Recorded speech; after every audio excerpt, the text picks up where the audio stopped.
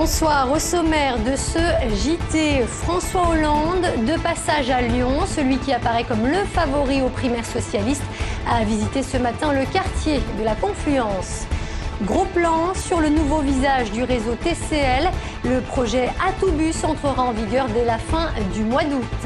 Et puis reprise ce matin du côté de l'OL, Rémi Garde a dirigé sa toute première séance d'entraînement. Il flottait comme un air de campagne aujourd'hui à Lyon. François Hollande, candidat déclaré aux primaires socialistes, est venu à la rencontre de ses principaux soutiens locaux, à commencer par celui de Gérard Collomb. Ensemble, ils ont visité le quartier de la Confluence et notamment le tout nouveau siège du Conseil régional. Sur place, Benoît d'Autriche. Oubliez le soutien à Ségolène Royal en 2007, oubliez Dominique Strauss-Kahn aussi. Aujourd'hui, c'est officiel, le candidat de Gérard Collomb, c'est François Hollande. Une histoire, dit-il, de vision politique. La ligne politique qu'il défend est une ligne politique juste, à savoir le souci de faire en sorte que les préoccupations sociales, qui sont les nôtres, puissent s'ancrer dans une dynamique économique. Je crois qu'il a de la crédibilité. François Hollande apprécie le soutien évidemment, celui du maire de Lyon, mais aussi celui de nombreux élus locaux. Le point de départ, selon lui, d'un vrai rassemblement à gauche. Une élection présidentielle, c'est un rassemblement continu. On rassemble d'abord ses soutiens pour une primaire exceptionnelle quand même dans notre histoire politique. Puis après, on rassemble tous les socialistes, puis après on rassemble la gauche, puis après on rassemble tous ceux qui voudront venir pour le second tour, puis après on rassemble même ceux qui n'ont pas voté pour vous. C'est clair, le chemin est long et pour gagner du temps sans doute, François Hollande a profité de sa visite à Lyon pour saluer Jean-Jacques Kéran, le président de la région, soutien actif de Ségolène Royal dans cette primaire. Je soutiens Ségolène Royal. Et vous voyez, dans l'accueil, ici, il y a la majorité régionale, les représentants du Front de gauche, les représentants d'Europe Écologie Les Verts. C'est pour nous un honneur d'avoir François Hollande.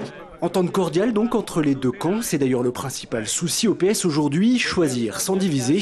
À Lyon, ça vient tout juste de commencer, ça doit durer jusqu'en octobre. Autre visite ce matin, celle de Christine Boutin, la présidente du Parti chrétien-démocrate, s'est rendue à Saint-Priest dans un institut de recherche en thérapie cellulaire, un centre spécialisé donc dans la recherche sur les cellules souches adultes. La bioéthique, justement, l'un des thèmes sur lequel Christine Boutin entend bien axer sa campagne. Je veux proposer un nouveau projet de société dans lequel sera définie la place de l'homme, que je veux revenir première, puisqu'aujourd'hui l'homme est plutôt une variable d'ajustement. Il suffit de regarder ce qui se passe dans les entreprises où du jour au lendemain, la personne humaine, l'ouvrier, le cadre ou le patron peut être licencié sans explication. Moi, je n'accepte plus cela. Et donc, je veux remettre l'homme au cœur de notre problématique et de notre projet de société. Après 4 jours de procès, le réquisitoire est tombé dans l'affaire des détournements de biens publics à Saint-Fond. Le procureur réclame 60 000 € à Yves Blin, l'ancien directeur de la Fédération Léo Lagrange, et 30 000 € contre Yves Mongenot, l'ancien maire de la ville. Un réquisitoire en demi-teinte donc, qui démontre une nouvelle fois la complexité de ce dossier vieux de 10 ans. La défense, elle, a plaidé la relaxe.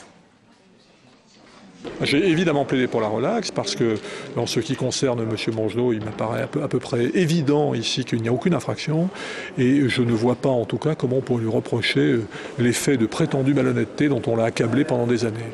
Un des avocats a parlé d'un véritable naufrage judiciaire. Je crois que c'est bien de cela dont il faut parler. Alors vous savez que les réquisitions demandent des amendes, il fallait bien qu'ils demandent quelque chose. Le jugement a été mis en délibéré au 27 octobre. Justice toujours, Jean Nouvel vient d'être condamné par le tribunal administratif de Lyon. L'architecte devra verser plus de 80 000 € à la ville pour des malfaçons constatées à l'Opéra, en cause des problèmes d'accès aux équipements électriques de la Seine ainsi que sur la machinerie. La ville de Lyon, elle, réclamait 1,5 million d'euros de dédommagement. On ne sait pas pour l'instant si Jean Nouvel va faire appel de ce jugement.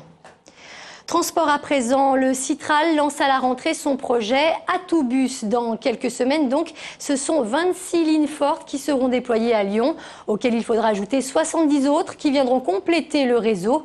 Objectif, réduire la durée des trajets. Les TCL version 2011, un atout pour les usagers. C'est le gros plan de la rédaction, il est signé Émilie Deschamps. Je viens chercher les horaires et Donc les arrêts de bus, le fonctionnement. J'aurais voulu un plan général, mais ils ne le font plus, paraît-il, donc tant pis. Plus que 2 mois pour se renseigner avant la réorganisation complète du réseau TCL. Des numéros de ligne modifiés, des itinéraires adaptés et une nouvelle signalétique.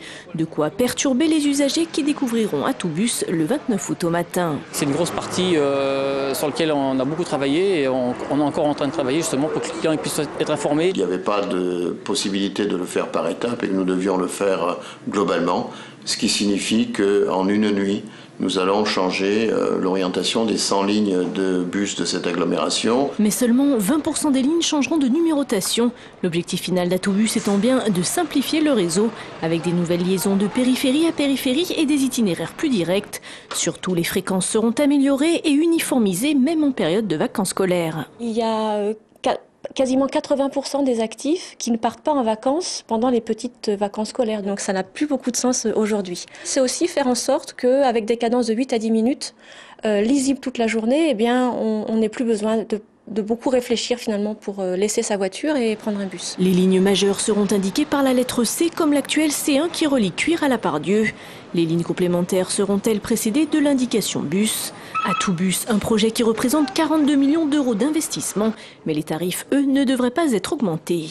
Si nous gagnons notre pari de 8% de part de marché, et bien évidemment, ça signifie que nous n'avons pas l'intention d'augmenter ni le prix du ticket, ni le prix de l'abonnement, en dehors des schémas classiques. Des stands d'information seront à la disposition des usagers demain après-midi à Grange-Blanche et samedi sur les marchés de Montchat et Cussey.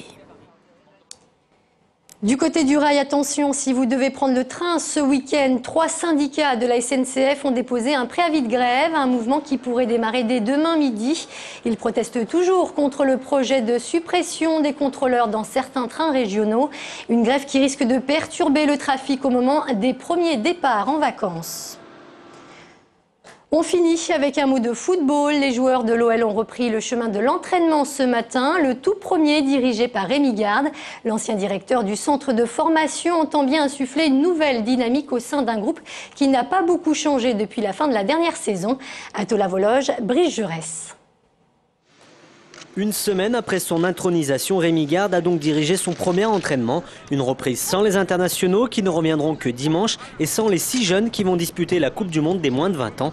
Pour l'instant, 3 départs, Delgado, Diakhaté et Jérémy Toulalan, mais aucune arrivée. L'attraction, c'était donc Rémi Garde. Évidemment, je débute quelque chose, un métier que j'ai jamais exercé, mais bon, je suis ni novice, bien évidemment, dans le foot, ni novice ici. La philosophie va tourner autour du plaisir que je voudrais que les joueurs prennent sur le terrain.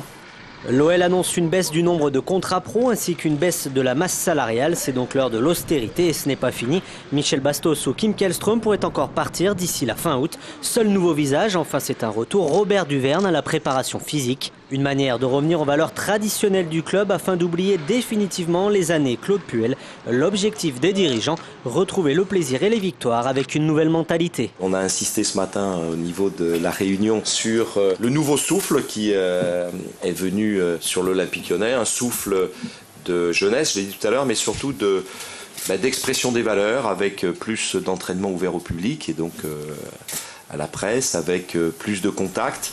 C'est donc une nouvelle page qui s'ouvre dans l'histoire de l'Olympique Lyonnais. Après 3 ans sans titre, le club se tourne vers les jeunes dans son effectif et vers les anciens de la maison dans le staff pour retrouver les succès.